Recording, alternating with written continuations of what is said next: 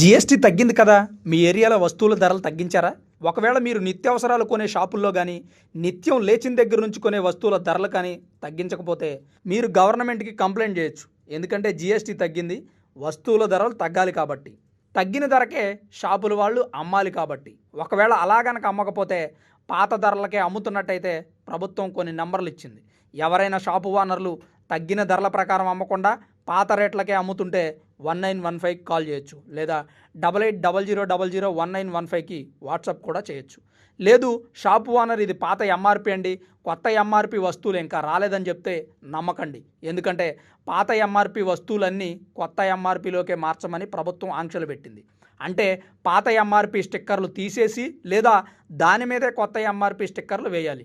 అలా వేసి తగ్గిన జీఎస్టీ ప్రకారం నిత్యావసర వస్తువుల ధరలు తగ్గించి అమ్మాలి. 18% ఉండేది నిత్యావసర వస్తువుల మీద జీఎస్టీ, దాన్ని ప్రస్తుతం గవర్నమెంట్ 5%కే తెచ్చింది. అంటే గతంలో మనం కొన్న వస్తువు ధర ఎంత ఉంది, దాని మీద తగ్గిన జీఎస్టీతో ఎంతకు వస్తుంది అనేది ఒక్కసారి మనం అంచనా వేసుకోవాలి.